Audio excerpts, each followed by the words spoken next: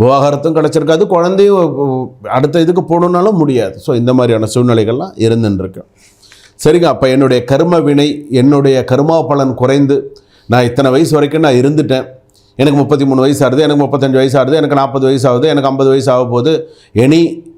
Okay, உங்களுடைய சில விஷயங்கள் நீங்கள் குறையறதுக்கு நீங்கள் செய்ய வேண்டிய பரிகாரம், திருக்கண்ணங்குடி இந்த ஆலயத்திற்கு போயிட்டு வந்தால் சகல மாற்றமும் உங்களுக்கு வரும்.